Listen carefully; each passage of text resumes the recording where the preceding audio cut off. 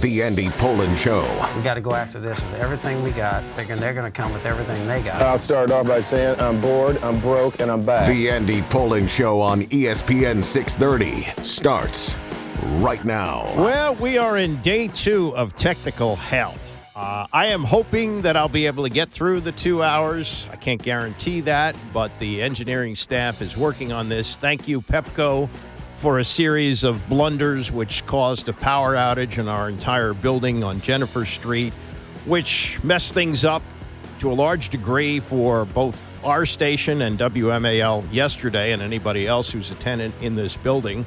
Power's back on, but the collateral damage from that power outage is still being felt, and at the moment, I don't have the ability to play commercials or sounders or anything like that, so we'll work on it. Hopefully it gets fixed over the next couple of hours. I'll babble as long as I can. When I run out of steam, I may just turn it over to ESPN. But that's where we are right now, and that really, doesn't matter to you. I understand that. Don't talk about the pain. Just show me the baby, and I get it, and that's the way it should be. So there's a lot of things to talk about today, including what a monumental day this is, and probably should be recognized to a greater degree, just how important December 31st, 1974 was when you talk about salaries that now top $700 million is what Juan Soto got from the Mets and Shohei Ohtani got from the Dodgers, and just, Zach Ertz catching a football the other night, which turned out to be worth $750,000 for him in bonuses. I mean, just crazy the way the money is in sports these days. And even though the money wasn't like it is now, the owners had the big control over it, really, in a big way. And we talked about the anniversary of Curt Flood and the courageous stand that he took when he was traded from the Cardinals to the Phillies. And he didn't want to go there, even though he was making $100,000 a year. And he talked about, how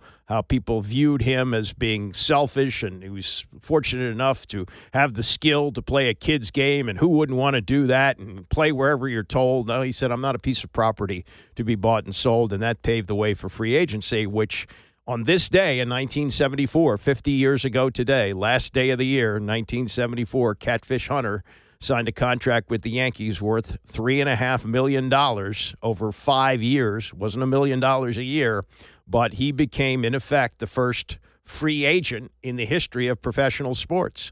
And this should be really a big day for athletes everywhere, athletes who take these multi-million-dollar salaries for granted. How the way was paved by Catfish Hunter and a series of events which allowed that to happen in 1974. All right, we had Monday Night Football last night, and the Detroit Lions, who really had nothing to play for. It's odd how everything has shaken out so that this game on Sunday night between the Lions and the Vikings will determine who is going to win the NFC North and who is going to be a wild card with a record of 14-3.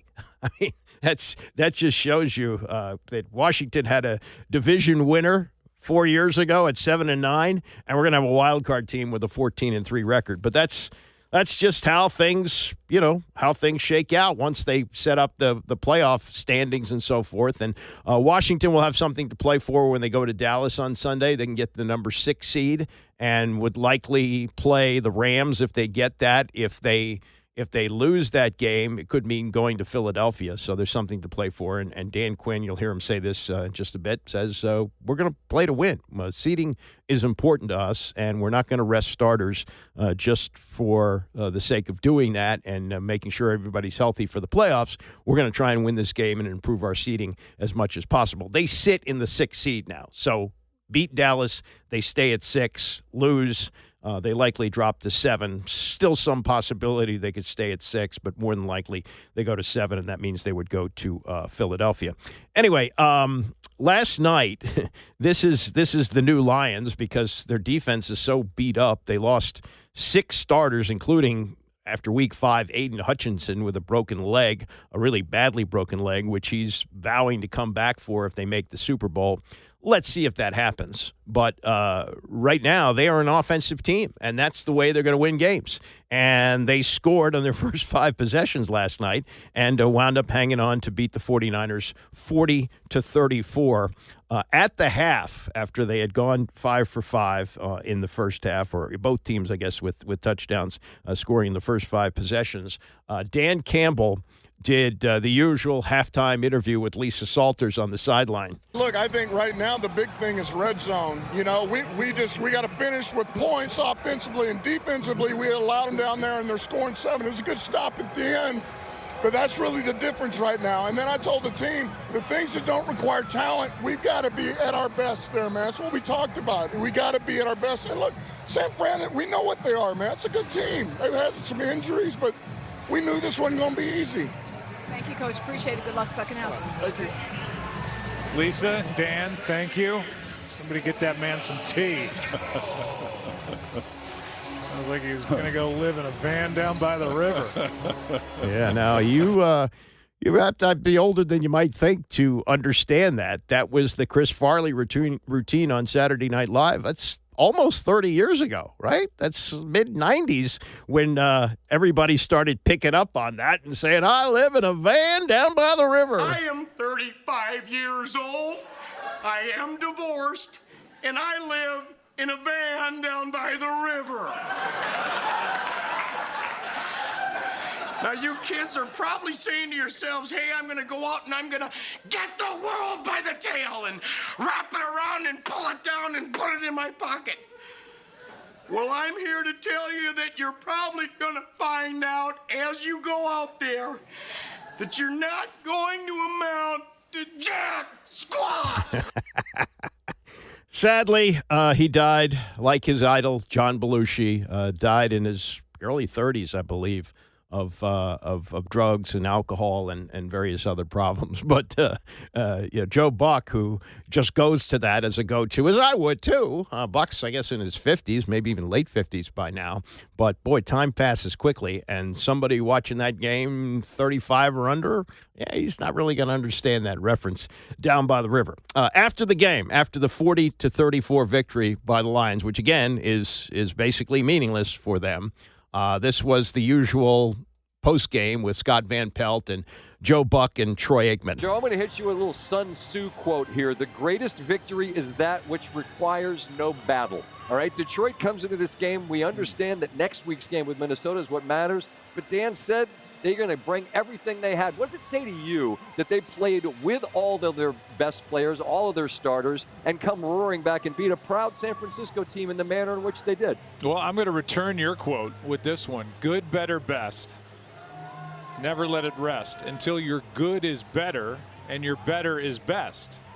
And so that's what they did. They've been good, they've been better, and they are the best right now. And if they go home and win in Week 18 against Minnesota, they have the #1 seed and the home field advantage. That's the best I can do with that. I think it says everything that we said before the game, which is Dan Campbell said it, meant it, proved it, and they win this game. So you just have to walk away every time impressed with the offense, but questions obviously, Scott, with this Detroit defense going into that game next week.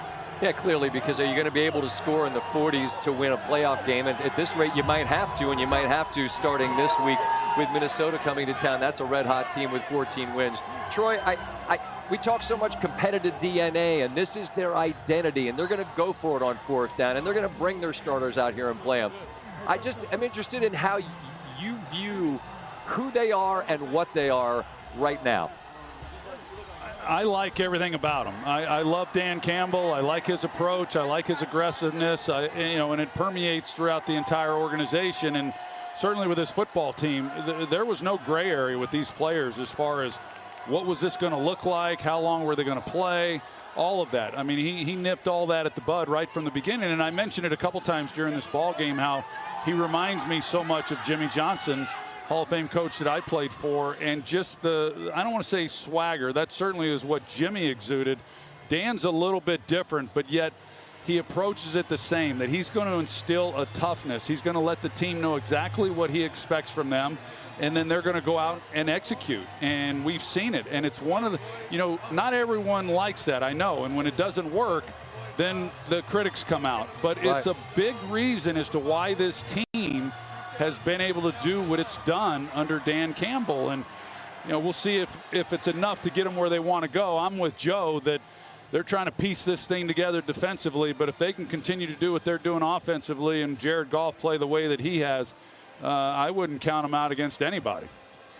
I agree, particularly if they're at home. But, I can't help but think about that Buffalo game, right, where a Josh Allen-led Buffalo team, and he's playing at such a high level. It's one stop, right? If you can get that one, the way their offense works, perhaps it's enough to win. But I just wonder from each of you, do you feel like you can continue to win games playing this way if your defense is going to surrender this many yards and this many points? Well, and they may not. The answer is they might, because they were undefeated on the road this year. They haven't lost on the road, and that's not easy to do.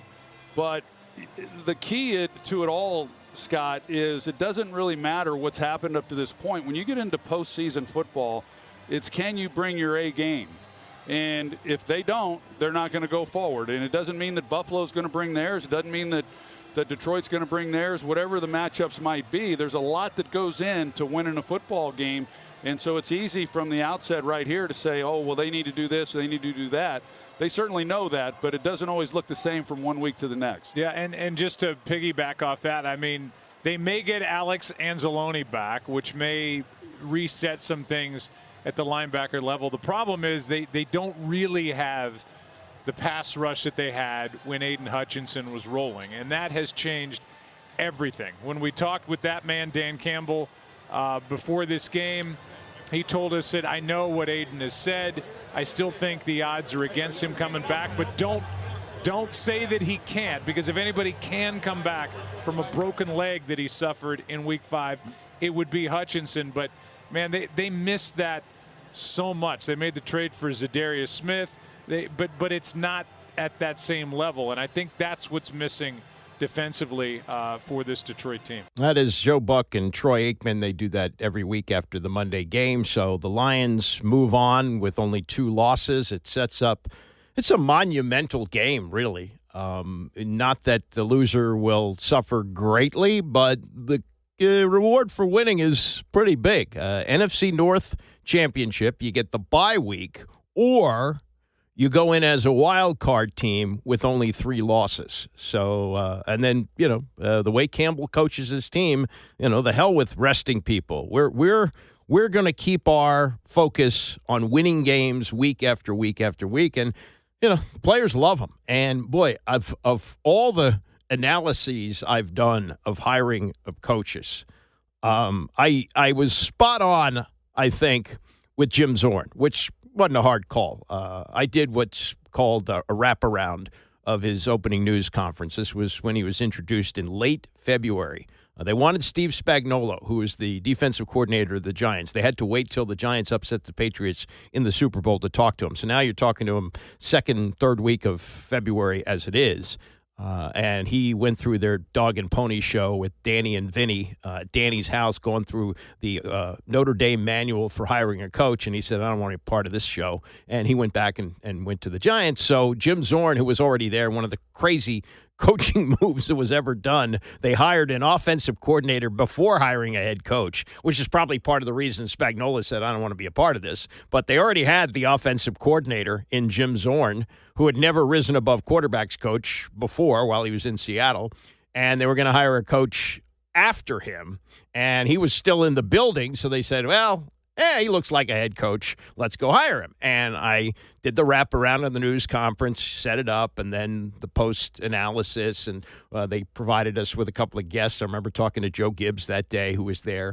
And when Jim Zorn trotted out that he had his family dressed in the team colors of maroon and black, and Snyder threw in yellow, I said, I don't know about this guy.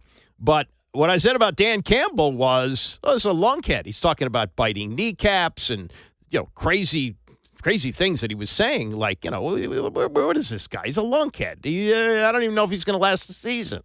And he's turned a team that has had a longer drought than anybody. They have never made a Super Bowl and haven't won a championship since 1957. and he's got them in a way with a lot of injuries, still very much in the fight to get to a Super Bowl this year, and showing that they're not backing down off of anything, even a challenge of a meaningless game, right? I mean, there was really no reason to win that game, but I think maybe he felt like if they lost that game, their guard gets down a little bit. Like there's a little bit of an exhale there, and he doesn't want to have it with this team heading into the playoffs. And look, they got experience. They made it to the NFC Championship game last year and are looking to get back. As for our Commanders here, I'm not going to use the we. I've gotten into this over the years with a variety of people, people who use the term we, talking about the team. I've been a fan of them for almost 60 years, but I've never signed a contract with them. I worked for the owner of the team, but never for the team. So there's no we for me with the Commanders. But there's a we with Bobby Wagner. And Bobby Wagner has been a part of 2 Super Bowl teams in Seattle. They won one. He's been part of successful organizations throughout his long career. Even spent a year with the Rams, though they didn't win the Super Bowl. They were a good team with a good coaching staff, a well-run organization. And to come here as part of what looked like a rebuild, I mean, I don't think at 34 he realistically thought that he could make a run at a Super Bowl here, but it's not necessarily going to happen this year, but I would think he comes back next year and maybe for a third year. Who knows? But during that window, it's possible that he'll be a part of a Super Bowl team again. And Wagner, after the big win on Sunday night against Atlanta, said this about this team coming here with a group of guys who've been waiting a long time for this. This one feels good, especially because the city's been kind of waiting for something like this, and to come here the first year and have a group of guys that believe in one another is special. Yeah, and echoing that is another guy who's been a part of successful teams, not a Hall of Fame player, a guy who was pretty much a backup lineman, though he did I think he played the entire Super Bowl, actually with an injury last year. He had a torn pectoral muscle and gutted it out for the Chiefs' second straight Super Bowl win. Nick Allegretti coming here. I think he's one of the smartest guys on the team. He's one of the most eloquent guys on the team.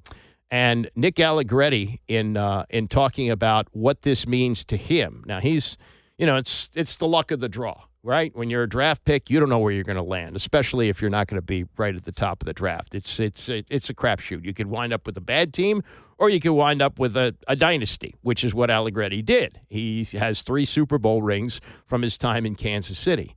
And so he's already experienced in a early part of a career, the ultimate. He's done it. He's been to the top of the mountain several times. But he looks around here and he looks at this locker room and he sees veterans and he says this. What's been really cool for me is seeing the guys that have been here for years. J.A., Payne, Sam, CP, Terry, Revo. Not a whole lot of them, about 20 guys maybe. But seeing those guys who stuck it out through a rough time here and we're able to see the other side. Still a long way to go, but from the owner to AP, DQ, the organization has been a blast to work for, so I really enjoy it. Remember, he's worked for the best. He's worked for the Kansas City Chiefs. He's experienced unbelievable success, and he's looking around here and he's saying this is a blast. Now, maybe that's, part of the fresh start. There are people who do go from very successful organizations to try and build another one someplace else, and, he's part of the building blocks of that for sure. And as a matter of fact, when the starting center got hurt on Sunday night, it was, I think, one of the it might have been Tirico said this, or maybe it's Collinsworth said this, that Allegretti was calling out the line signals. So he's a guy who can step in and lead in a variety of ways, and coming from a team that's been that successful, that's been helpful. One of the guys that he's referring to, the longtime veterans, and he's the longest veteran, Tress Way is in his 11th season with this team. All the churn and burn that's going on here, he has been a beacon of light, someone who's never complained about anything, has been not just a Pro Bowl punter, but an all-pro punter, and made a couple of big plays in that game on Sunday, including pinning them back deep with time running out in the game.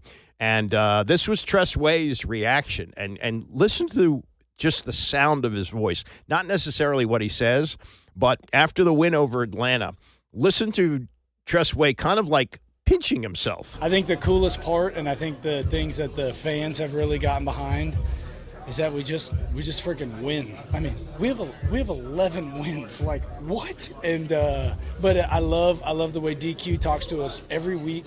It is not going to be cookie cutter. It's not always going to look the same. We're going to need to play here. We're going to need to play there. Offense, defense, special teams. It does help when you have number 5 on your team. That dude's pretty freaking good. So it is just this attitude. Like, he came in and talked to us, and he just said, you got what I love about you guys is you guys are never out of the fight. And we were all pissed off at halftime. We were like, all right, we didn't see it going this way. Let's get it going. And I don't know, everybody just fights. And it's so fun. We're freaking going to the postseason, and we got Dallas again. But it is just such a special room to be a part of, special organization to be a part of. And that environment out there with the fans tonight, that was so cool. Like, I'm getting chills thinking about it. It was loud, it was crazy. So it's very thankful. That's Tressway. He's played in 2 playoff games, lost both.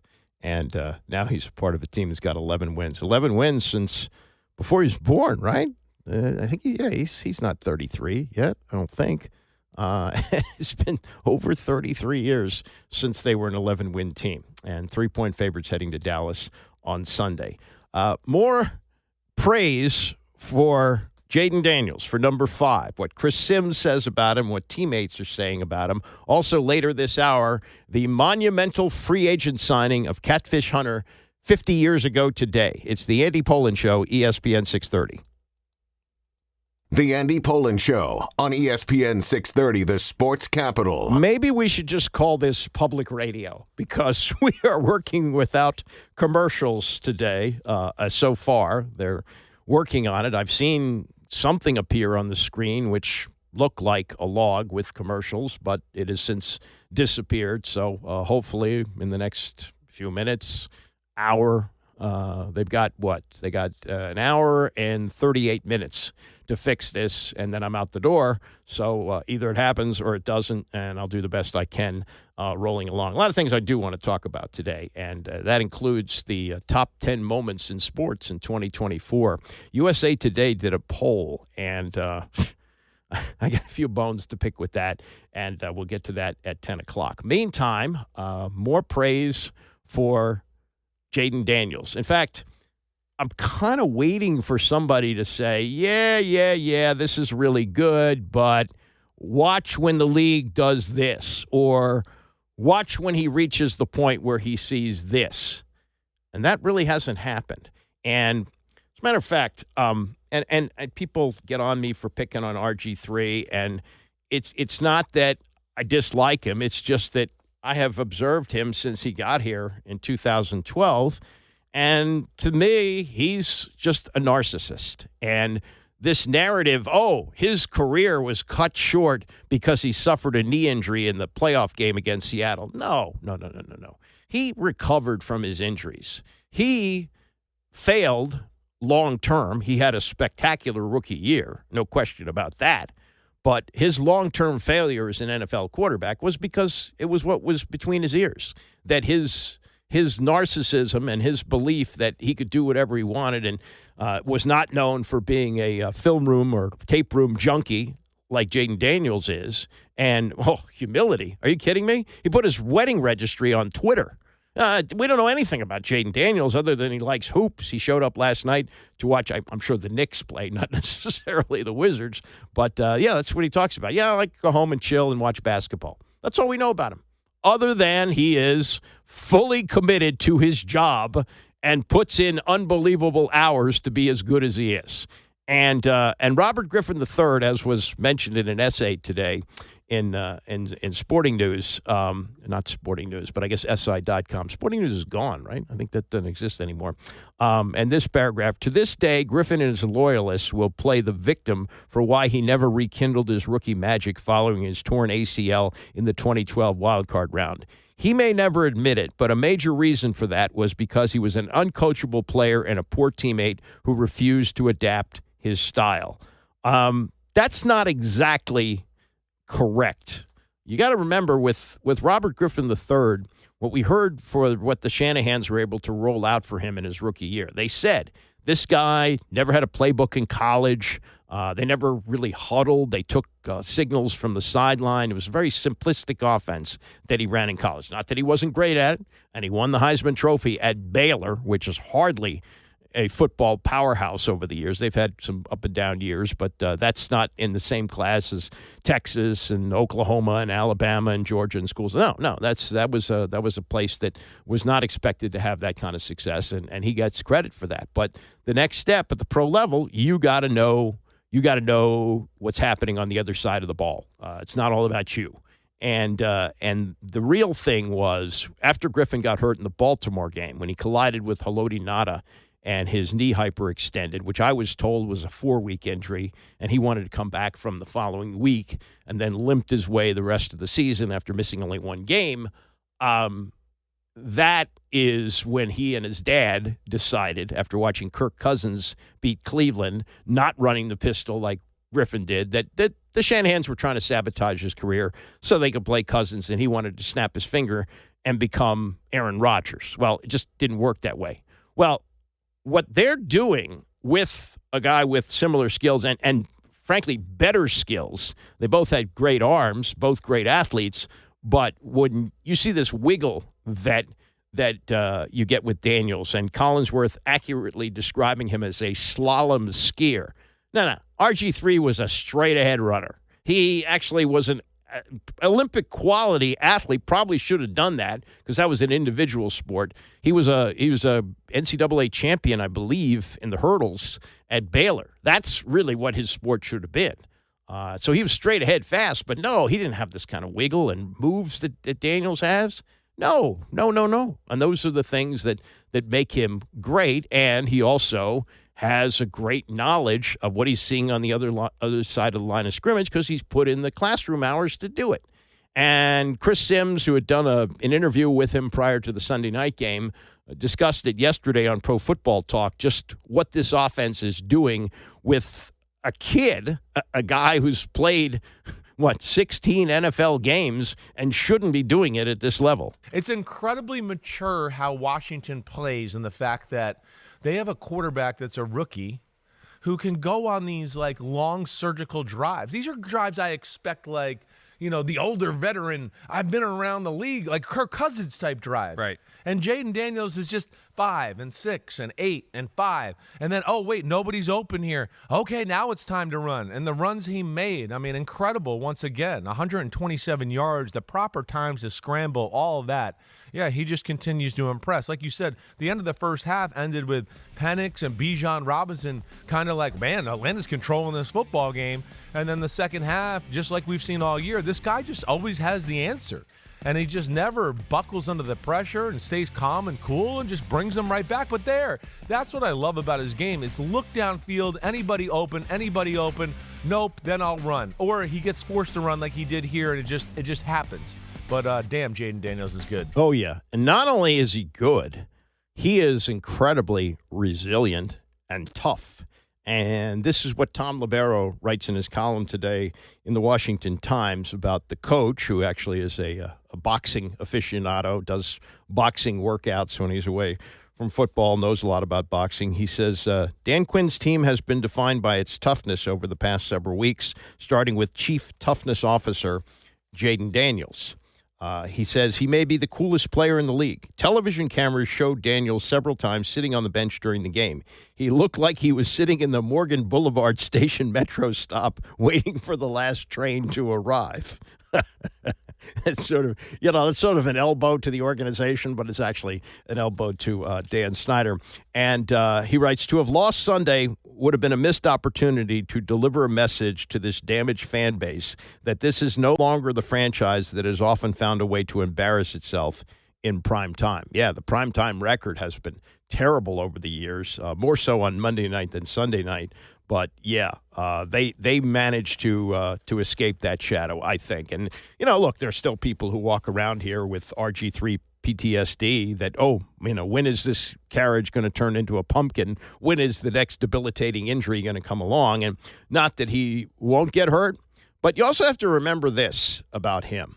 And yes, it is scary sometimes when he takes off and runs. And there was a play early in the game when it looked like his leg got bent in the wrong direction, and you go, oh, but he got right up. That shot he took to the ribs in the Giant game, and I think only missed one play, came back in. Those things have happened. Yes, he did have the rib injury, which I believe was a lot more serious than they let on. They had 3 straight losses after he pulled the Hail Mary play to beat Chicago, but he was clearly compromised in that. And when the weather was like in the 50s, he was putting on that wrap around his midsection, and he said, "Oh, that's just because it's cold outside and I wanted to warm up." No, he was fighting off the injury. But right now he looks really healthy. And yes, as Chris Sims says, yeah, he's really, really good. More veteran analysis. Zach Ertz held a pretty lengthy news conference after the game on Sunday night, and it was a lucrative game. I don't know if you know this or not, but the catch that he had to win the game-winning touchdown catch, that was his 6th of the season, which triggers a $250,000 bonus. He got another $250,000 bonus for breaking 600 yards this year, and another $250,000 bonus for 60-plus catches, 61 now. So that's $750,000 for one catch. Here's something even more shocking about this.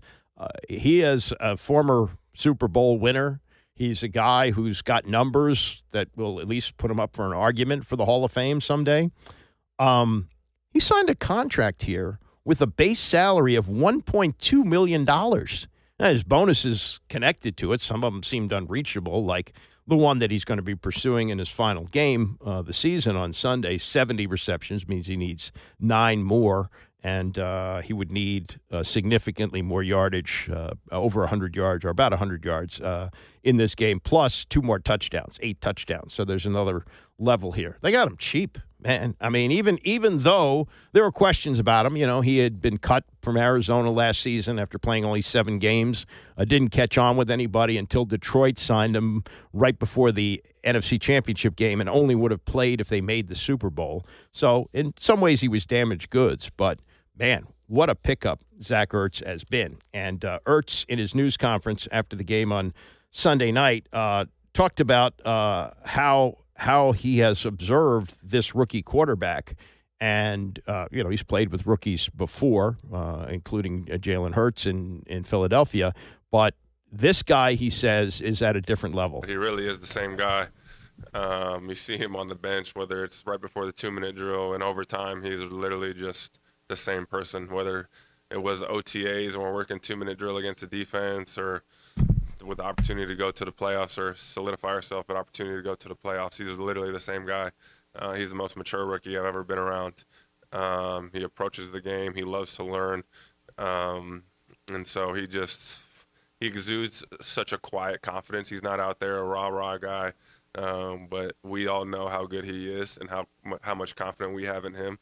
And so he doesn't need to say anything. That is saying a lot when you consider that he played with Jalen Hurts, and I've always admired him greatly for a couple of reasons. One, he came into Alabama, got the job as a true freshman, starting quarterback, son of a coach, coming out of Texas. Nick Saban felt enough confidence in this 18-year-old that he put him in there as the starting quarterback. And then after 2 full seasons as the starter and playing in the championship game, he benched him at halftime. And Hurts was supportive for Tua Tagovailoa in the second half. And on top of that, now there wasn't a transfer portal then, so he would have had to sat out a year if he wanted to transfer. But he came back after being benched, knowing that he was going to sit behind Tagovailoa, which he did. And then in the SEC championship game to get into the playoff, he managed to pull the game out of the fire when Tua got hurt, and he stayed through that whole year. And then he had 1 year of eligibility left. He had to sit out a year, and he went to play. No, I guess he was able to graduate. That's right. He did graduate from Oklahoma, and then from Alabama. Then went to Oklahoma and competed there for a team that was outstanding, and he was in contention to win the Heisman Trophy that year. And so he steps into Philadelphia, and in his second year, he leads them to the right? Or no, it's maybe the third year. Third year he makes it to the Super Bowl. So that's saying a lot when he says that's the most mature rookie he's been around. It's not like the bar was low. The bar was pretty high. And that's what Zach Ertz is saying about this kid who's not only rejuvenated this franchise, but rejuvenated him. You know, Zach Ertz was supposed to be done when he got cut by Arizona halfway through last season, and the league apparently agreed because nobody signed him until Detroit did when they got in the postseason and the injuries started to mount up.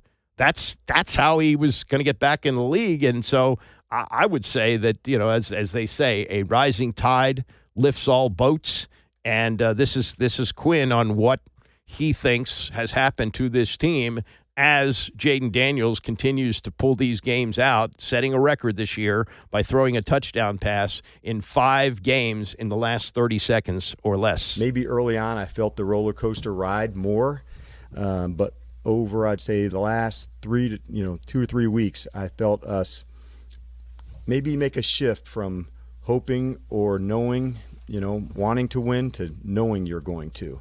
And I think, quite honestly, 5 has a big part of that because he makes some plays that the average person doesn't. But there's also a lot of belief in their teammates, and that's, to me, one of the things that I love about coaching these guys is that their belief in one another stands out. And those are the things that you need in those moments to throw it to Jeremy on the check down, to get to the first down, to give the ball to Chris to go get the score. And that, to me, is a real signal of what winning football looks like. It's not one person that does it. There's a whole crew here that can get down. Yes, but the 5 effect is massive. And Nick Allegretti, who saw the 15 effect in Kansas City, now here watching what's going on. His composure in those big moments. Really, you could see how bad he wanted to go down and win that game. In the fourth quarter, we got the ball with about a minute left and weren't able to get that done. And that's a deflating experience. We fully we're prepared to go down, win that game with a field goal or touchdown, whatever it was. And that can be very deflating. And to be able to get the ball back, step back on the field, and go put together an 8-minute drive and, punch it in, that's an awesome feeling. Jay is he doesn't feel like a rookie. The way he has fun and he has that young persona to him, but his composure is like a guy who's been doing it for a while. Yeah, as Herm Edwards said, he's a young man who plays football well. He's not really a rookie and doesn't play like a rookie. And you can say some of it is the fact that he played 5 years of college football. That certainly helps. But just everything you've seen from him, top to bottom, absolute professional through and through. So LeBron James turned 40 yesterday, and it's remarkable what's happened in his career, that he's a guy who came in as a teenager, youngest player in league history to reach scoring milestones, 1,000 through 40,000 career points. He's the second to play 22 years. Vince Carter did it for a variety of teams, and when he plays tonight against the Cleveland Cavaliers, he'll become the 32nd player to appear in an NBA game in his 40s, according to ESPN research. I think Kareem was still an effective player at 40. By 42, he was done. I mean, he kind of, his last season in the league, the Lakers didn't win the championship. And in 1989, they were, I think maybe they made it to the finals, but they went out like 4-1 or something like that. And it was time. LeBron at 40 is saying this.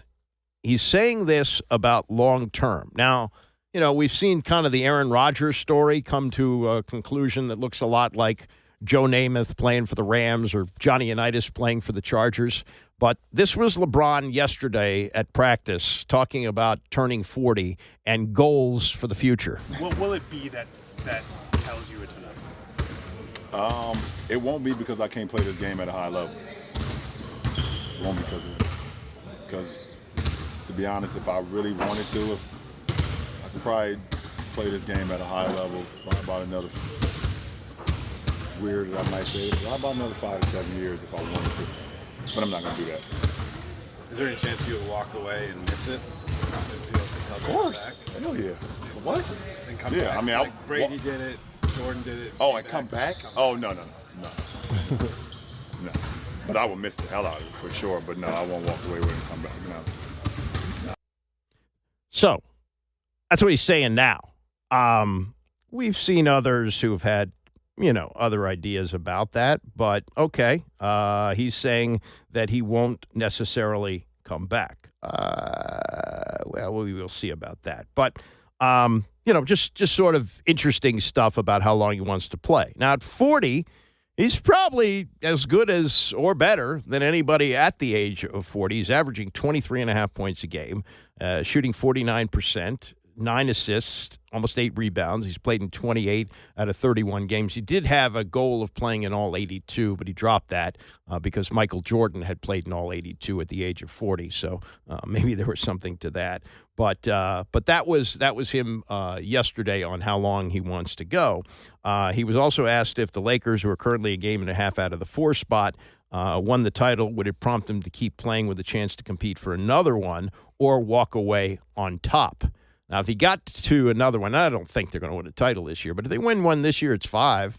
And then the chance to chase 6 for Jordan to reach him and maybe 7, I don't know.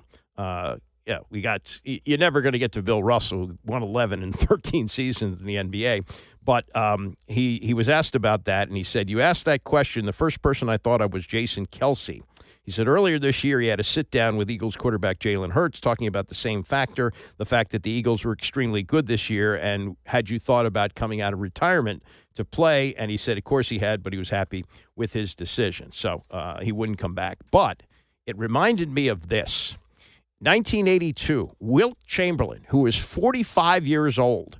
Wilt was 45 years old when this happened, and the Philadelphia 76ers had a need for a center. This was the spring of 82. They're heading into the playoffs. Darryl Dawkins had broken his leg. And Harold Katz, the owner of the Sixers, said, Wilt looks like he's in great shape, which he was. He walked away from the Lakers at the age of, 36?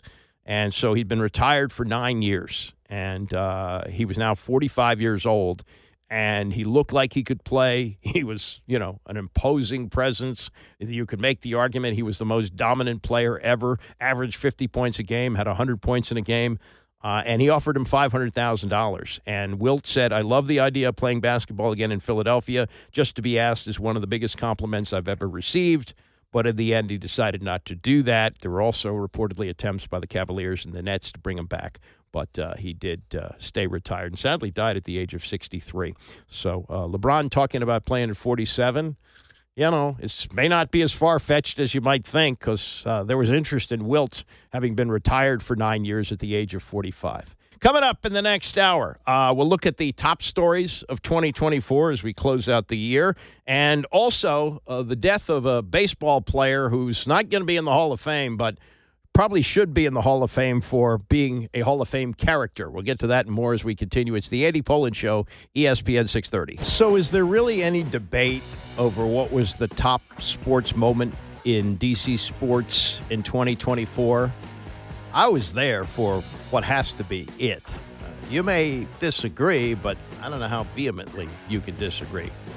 As far as nationally and maybe even internationally, maybe there's a bone to pick or two, which we will get to with a list of USA Today's top sports moments of 2024. Also later this hour, Lenny Randle has passed away.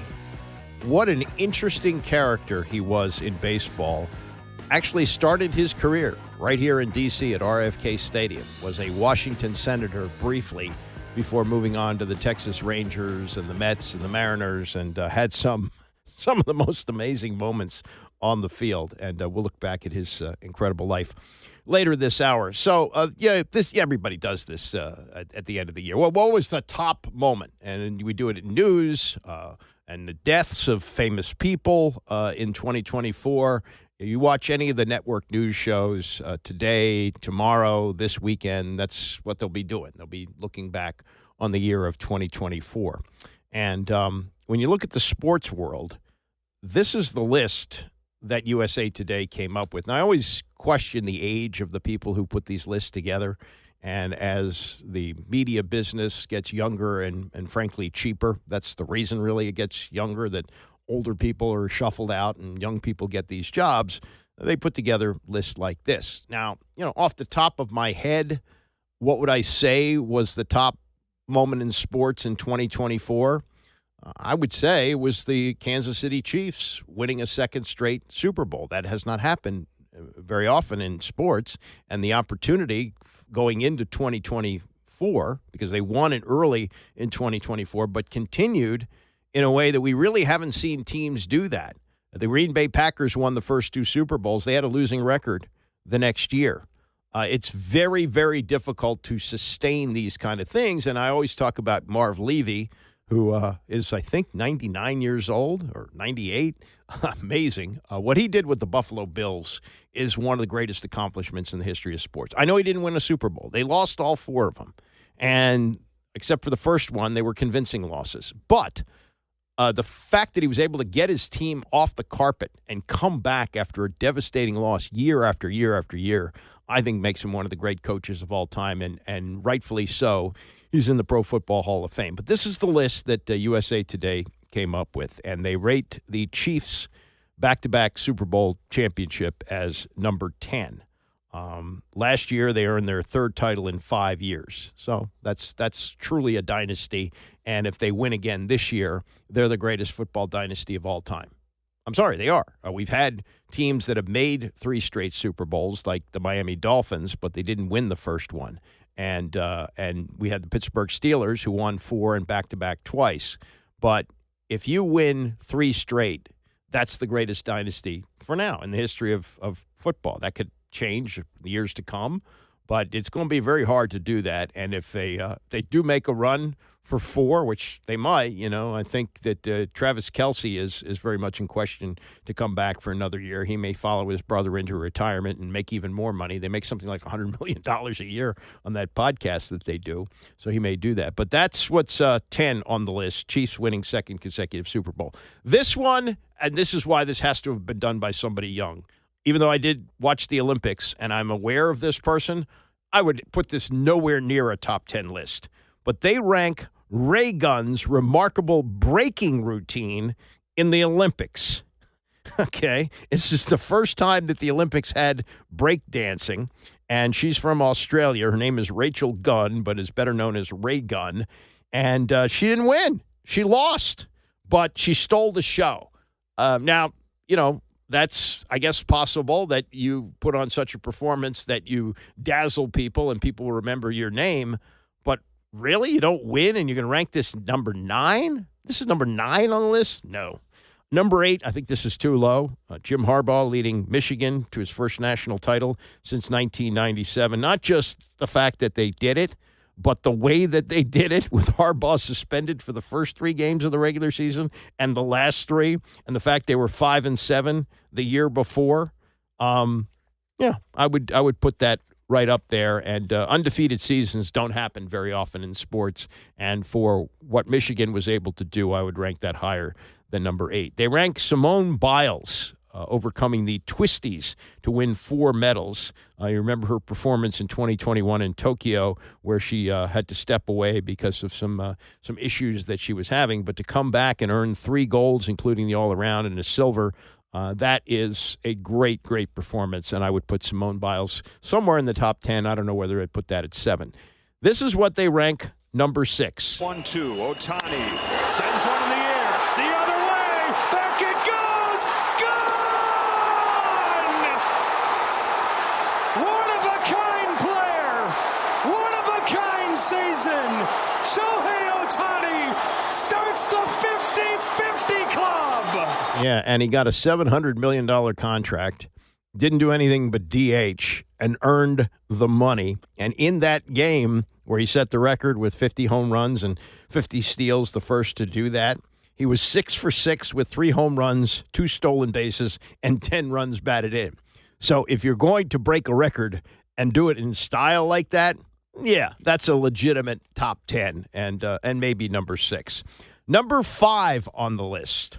And as great as Steph Curry has been in the NBA, this might have been his greatest performance, and for what it meant to the entire country. With the U.S. really struggling against France in the gold medal game, He had 4 straight three-pointers in the final 3 minutes, prompting the French announcers to say, "The devil named Curry is hurting us." They said it in French, but that's what they said. The devil named Curry is hurting us. And as great as LeBron was in that tournament, Steph Curry was the MVP, and when they needed him most, he was absolutely spectacular. Number 4, and you can tell they're heavy on Olympics here, and maybe when you're the national paper like USA Today, that's what you do. But they ranked number 4, Noah Lyles winning the 100 meters. Lyles couldn't win gold for the U.S. in the 100-meter dash. The U.S. had not won gold since 2004. That's what people said. It's been 20 years. Nobody in the U.S. is going to do it. And Lyles did it. He won the gold medal in the 100-meter dash at the Olympics. It used to be that's how we define the world's fastest man. I guess we would say Noah Lyles is the world's fastest man, but doing it on the International Olympic stage like that was huge. Number 3, and I have no argument with this. I might even be kind of talked into making this number 1. Caitlin Clark getting revenge on Angel Reese. I never thought I would say this about women's basketball, but having witnessed this, it was crazy. A year after losing the national championship to LSU, Caitlin Clark and the Hawkeyes got their revenge, knocking the Tigers out of the Elite 8. Clark scored 41 points, nearly twice as many as the next highest scorer, LSU's Flau'jae Johnson, who had 23, and Iowa went to the Final Four. They did lose. They lost to South Carolina in the final, but that was a real revenge game for her. Remember all the controversy about Angel Reese, pointing to her ring and kind of mocking Caitlin Clark with the heart thing that she does to her family and all that. So there was some bad blood, and to get revenge like that was big, not just for women's basketball, but for women's sports and for all sports in general. This is way too high, and I don't even know how they put this on the top 10 list, because people in Florida probably weren't aware of this. The Florida Panthers winning their first Stanley Cup is number 2. That's number 2 on the list. Okay, they almost blew the 3-0 lead, and they were able to close out Game 7 and beat the Edmonton Oilers, but that's number 2 for the greatest moment this year in sports? Florida Panthers? Seriously? This, I think you could make an argument for.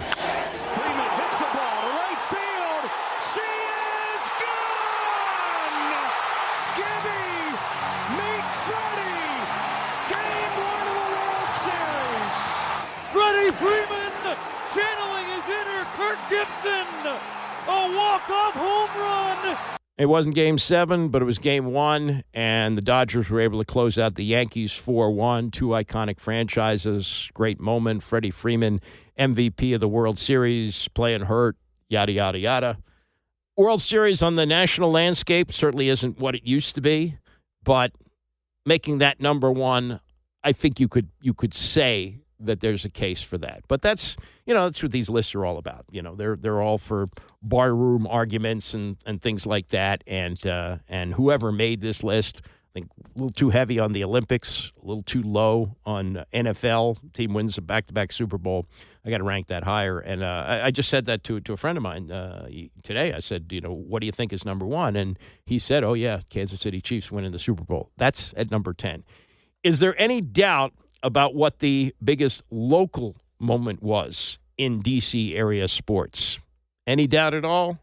I don't think so. October 27th at, I don't even know if they had the name on it yet. Was it yet named Northwest Stadium? May have been, but it is now Northwest Stadium, and this is how the incredible game against the Chicago Bears ended. Comes down to one last play, and it's going to be getting longer by the second. You're all the way back at the 30-yard line. Now you can step into it. Here comes the Hail Mary with the game on the line. And the ball is caught! Caught! It's a miracle! It's Noah Brown! Oh, my goodness! This town is going crazy! It's a madhouse in Landover, Maryland! He did it! He did it, and here's what you got to look at this through the prism of.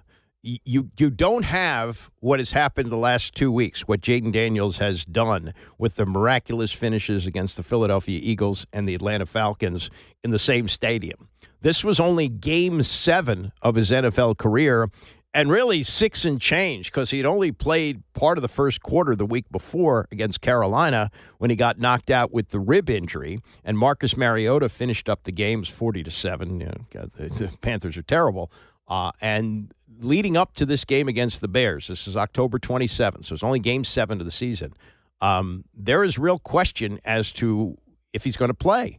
And as I recall, it was a game-time decision. It wasn't until about 3 hours before the game. Remember, got flexed, started a 1 o'clock game, but because you had Caleb Williams, and the Bears were playing well. The Bears were 4-2 going into this game.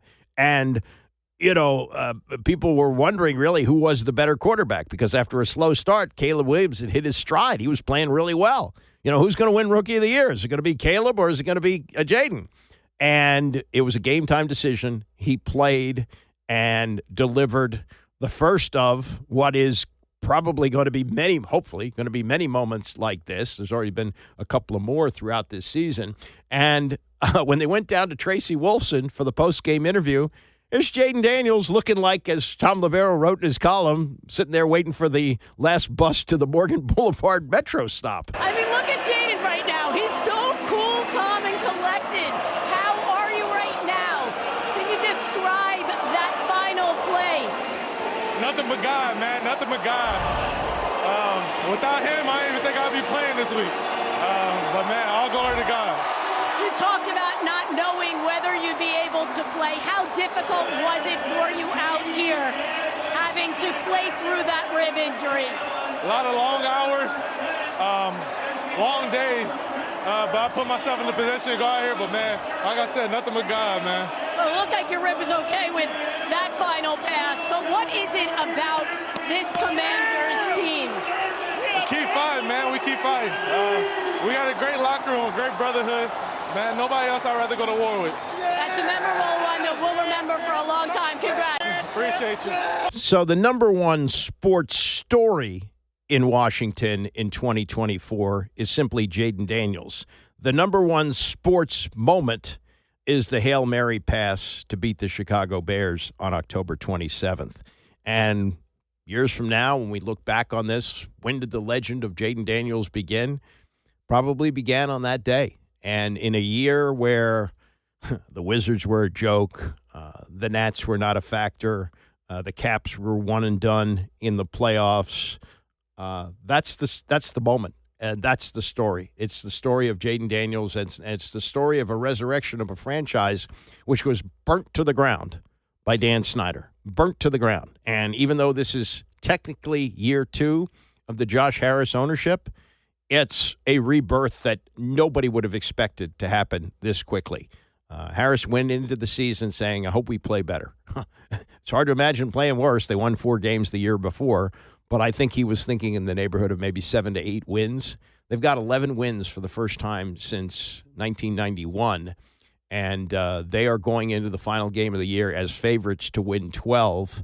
And even though they will have to play the playoffs on the road, we've seen teams, as wildcard teams make it, not saying that he's ready to do that, but with what you've watched from Jaden Daniels this year, is it impossible to think? Because sooner or later, things happen.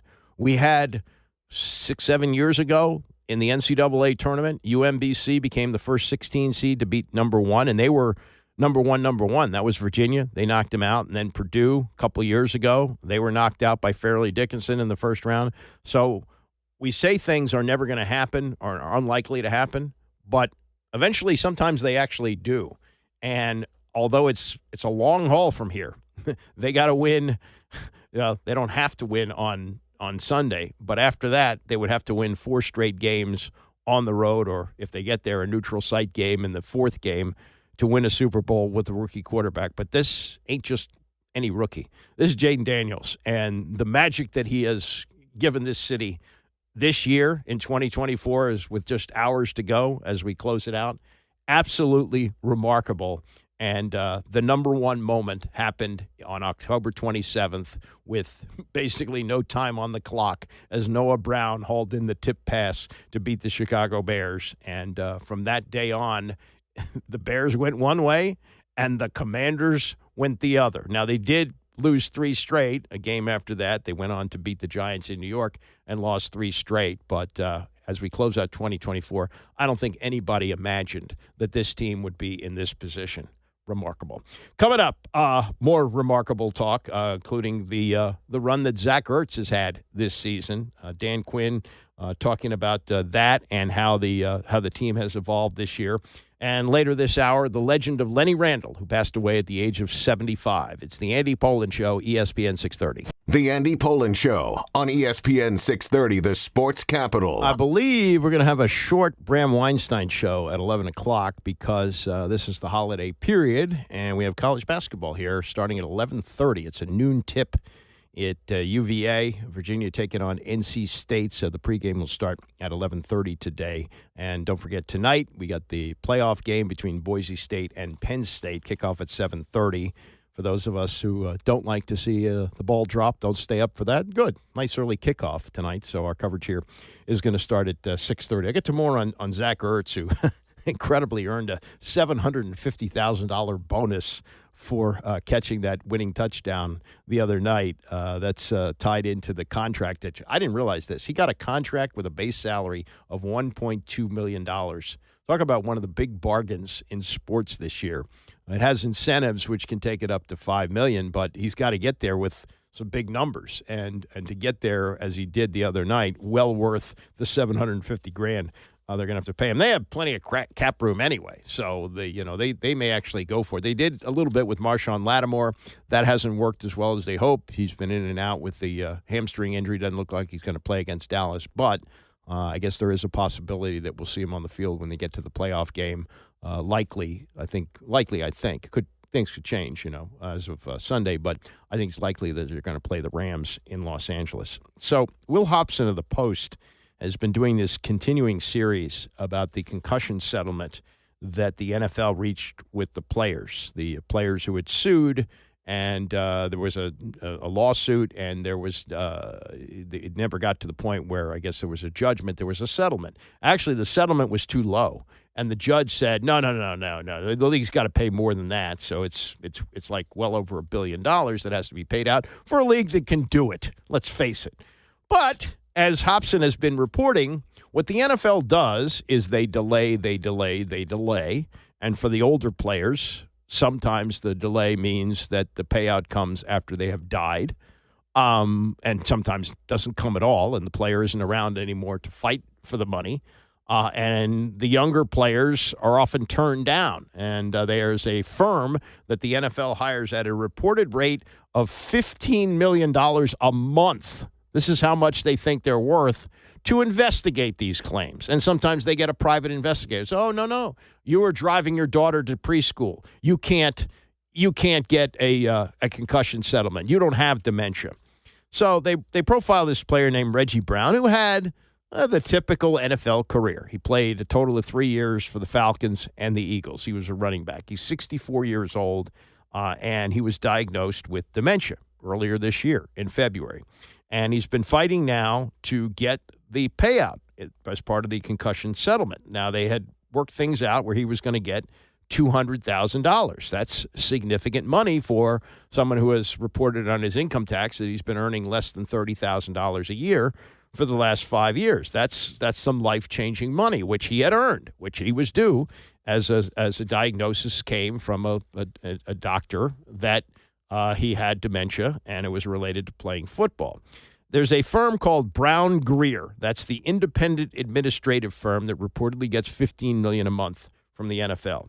And they looked at this, and after he got the diagnosis in February, 6 months later, in July, he got an email from the firm, and they said they reviewed his tax returns and wanted to know if he had dementia, how had he managed to work part-time, earning about $30,000 a year for the past 5 years? What did the claim online mean where he said he was a motivational speaker? And what about the Facebook post that showed him attending his daughter's graduate school graduation, traveling with his wife, and going to the gym? Well, I don't know how dementia prevents that.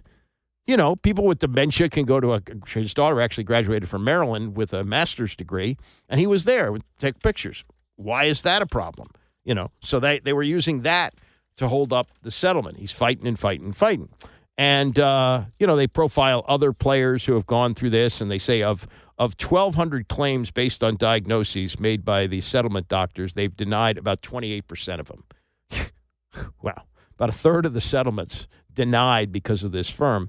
Despite pledges to move quickly, Brown Greer often takes months or longer to review claims. In 22 cases reviewed by the Post, Brown Greer took more than a year to decide a claim, including 9 that took more than 18 months and 2 that took more than 2 years. In 3 of the cases, players died before learning the outcome of their claims. Yeah, they're waiting and waiting and waiting. They're going to wait you out to see if you die. Brown Greer employees often review the social media activity of players and their families for evidence scrutinizing claims. In one case, after the NFL hired a private investigator to videotape a player driving his daughter to daycare, the firm attempted to deny his claim, even though the doctor who diagnosed the player with dementia dismissed the evidence as meaningless. And then they talk about the approved doctors for these settlements.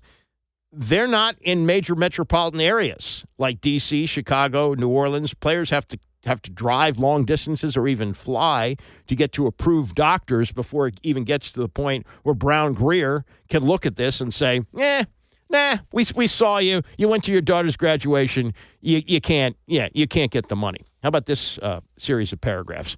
Few know the process better than Donald Frank, who played 6 seasons as a defensive back for 3 NFL teams in the 1990s. First diagnosed with Alzheimer's in 2016 when he was 50, Frank, now 59, had 3 different settlement claims denied between 2020 and 2023. The first involved a doctor outside the settlement's network, but the last 2 denials involved approved settlement doctors. Settlement doctors approved by the league. They said it's okay.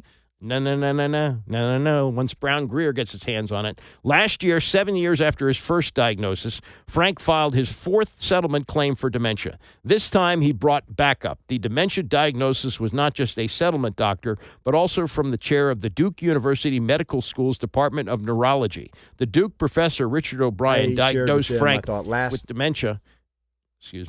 Diagnosed Frank with dementia. And where was I? Diagnosed with dementia, the result of multiple traumatic brain injuries sustained during his years of NFL play. In a way, O'Brien agreed with the review of doctors who denied Frank's earlier Alzheimer's claims. His features are much more consistent with CTE. Not necessarily Alzheimer's, but CTE. Oh, the league doesn't want to hear CTE. Frank's lawyer filed a claim in October of 2023. Brown Greer replied 13 days later with notice that it sent claim to review doctors. The settlement doctor had not made Frank sit through the program's battery of cognitive tests, which takes 6 to 8 hours. The settlement permits this when a doctor believes a patient's dementia is so severe that testing is unnecessary. Mr. Frank's cognitive impairment is profound and has been extensively documented over several years, the settlement doctor said. I firmly believe that the additional testing is not medically necessary. So the firm says, you didn't go through 6 hours of tests. And the doctors say, we didn't think it was necessary. It was pretty obvious. Like if you got a compound fracture, you don't have to have a specific diagnosis to see if you have a broken leg, right? You can see the bones sticking out. Brown Greer disagreed. The firm issued its denial October 8th of 2024, just 3 days shy of 1 year after Frank's claim. So that's what they do. They delay. And the wife of another claimant, who's 82, said, it feels like these people are just waiting and hoping for the players to die. And as for the money that this football player, Reggie Brown, the one who played for the Eagles and the Falcons, made $30,000 a year. He's working as a security guard for $28,000. And these motivational speaking things that he was supposedly giving, he gave one speaking to correctional inmates in Texas for $300, telling his life story. The NFL is evil. They're just evil on this stuff. And as I often say, it's a guilty pleasure. But as Bob Costas said, which basically helped to shove him out the door at NBC, football scrambles brains. And here's evidence of that, and here's evidence of the league going, well, yeah, maybe, but, we got to look further down. Oh, you were driving a car. You drove 1.5 miles to a daycare center. Oh, you attended your daughter's college graduation. You couldn't have dementia. This is awful. This is just awful for a league that prints money. Billions and billions of dollars, And these guys who were your foot soldiers, who gave you a league that now has reached the point where television networks are salivating at the numbers they get, reward them. And they're not going to live that much longer. Help their families, help them. Don't spend $15 million on a firm whose purpose is, and it's not just that the purpose of these denials is not just for those, it's precedent. It's when they look at other cases. So further down the line, go, well, they denied this guy, and he didn't do 6 hours of testing, even though, he didn't remember his wife's birthday or something like that. Well, some guys forget that anyway. But, that's what the league is doing. And again, it's a guilty pleasure. All right, more from the win the other night. Dan Quinn has done something with this team, and he's done it in not a really rah-rah way, but for all the chest pounding that Ron Rivera did about changing the culture, Dan Quinn has done this, and he's put together a team which has the feeling in many ways of like a high school football team. This was his analysis as he talked to the media yesterday after reviewing the tape of the win over Atlanta Sunday. Tonight's game showed what brotherhood looks like, and I never wanted that to be a cliche. And perhaps the best example that I saw today was Marcus talking to Jaden during a timeout in overtime. And that conversation is what makes Marcus special, and that also makes our team special. I think that conversation could have been had at a number of positions, but I thought that was indicative of what brotherhood looks like in the heat of it, and support. And any time I get a chance to talk about Marcus, their quarterback room, what it means, and who those guys are, I'm going to do it. And remember this, Adam Peters is the general manager. Adam Peters hired Dan Quinn, which is the way things should work in a well-run organization, not the coach hiring the GM or the coach-centric operation, which obviously was a disaster in picking players with Ron Rivera. So you've got that. But I wonder about this. I'm sure they did. In putting this roster together, they were careful about adding players who not only were good, solid veterans, good, solid players, but also a mixture of guys who had great maturity and had won before. And they got them on both sides of the ball. Bobby Wagner, who's going to the Hall of Fame, and Zach Ertz, who may be able to at least be in the conversation for the Hall of Fame once his career was over and is over. And you look at what he has done before coming here, and you might understand that, let's take a flyer and give him what they paid him, $1.2 million. That's all they were on the hook for him. Well worth it. But, look at what happened in the prior years. 2022, last full season in Arizona, he played 10 games because of injury, had 47 catches and 4 touchdowns. And then 7 games into last year, he was cut after only 27 receptions and 1 touchdown. And this year, with the Commanders, through 16 games, he's got 61 catches, and he has 20. He has now six touchdowns, and has proven that he's got a lot left in the tank. And this was Quinn describing yesterday how they took not a flyer, but what they thought about bringing in Zach Ertz this year. He's brought a lot to us, and there was a lot of doubt in terms of where he was last offseason.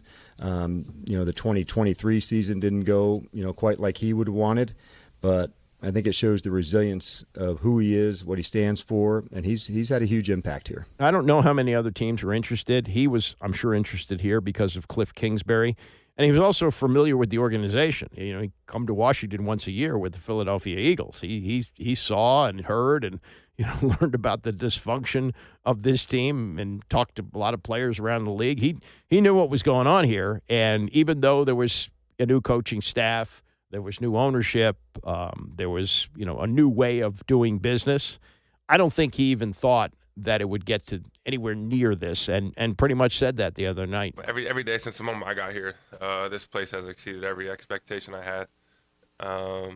Being in this division for a long time, you just kind of heard things, rumblings here and there. And from the moment I got here, it just felt like all those stories were just not any part of the experience that I've had. And I feel like that stems from everything that Josh has done, what AP has done, what DQ has done. And this is honestly some of the most fun I've ever had playing football. And And just being able to be a part of this team, be a part of this group of guys has been really, really enjoyable. The past 2 years for me have been really tough as a player. And so just being able to come out here with people that truly believed in me, like Cliff, DQ, has really just allowed me to be at my best again. And I've loved being a part of this team. I love being part of this group of guys, like I said. And it feels awesome to obviously be able to go to the playoffs in our first year. But we also feel like we still have some room to grow, room to improve. And we got another game next week, and so we just can't rest on our laurels, per se. And last thing from Ertz, this is he obviously knows now, but at what point, once he joined this organization, at what point did he realize, hey, wait a minute, we got something better than expected going on here? I knew we were a talented team with the guys that they were bringing in, but obviously talent doesn't win games in this league, and I signed here before we even had a quarterback really on the roster. Marcus hadn't signed yet. Jaden wasn't on the team. But I knew with the staff that they were building that we were going to have a chance, and the guys that they were bringing in, playing against guys like Jeremy Chin, Bobby Wagner over the years. I mean, Jeremy Chin is probably the hardest safety I've gone against for a whole offseason and training camp. And he really got me better, and hopefully I did the same for him. But we feel like we're a talented group, but that didn't mean anything. It was really about guys coming together. And it didn't happen overnight, but I did think once we got all together and I saw the talent in training camp, and you go to the Jets against a team that we thought was going to be good. You can erase that. Erase that one. Go against the joint practices, and we felt like we were playing against some good defenses that we were going to have a chance to be good. I apologize to those guys, man. I didn't mean to come out like that. But it just felt like we had the talent to do something. And it doesn't mean much, but it just felt like with guys that have had success around the league, coming here, buying into DQ's message of just continually getting better.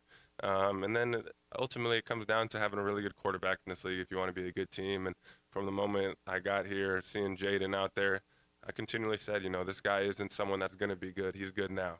And when you have that position situated in this league, you're going to have a chance. And so this organization is in a great spot for years to come, and I can't say enough good things about him. That's Zach Ertz after the win the other night. 61 catches, 6 touchdowns. He also caught a big 2-point conversion. I forget which game that was, but man, he's been a big find for them. And when they signed him, I thought, guy's had a history of injury. He was cut last year. How many games is he going to be able to play? How effective is he going to be? And he's the number 2 receiver on the team behind Terry McLaurin and has made big catch after big catch, none maybe as big as the one he made the other night that sealed the win against the Falcons in overtime. Just a great year for Zach Ertz and the team. So that's a wrap for this show. That's a wrap for 2024. Taking tomorrow off to watch college football. But I will be back on Thursday, which will be January 2nd, which will begin my 48th year in radio. Looking forward to it. Have a great new year, and I'll see you Thursday morning at 9 a.m.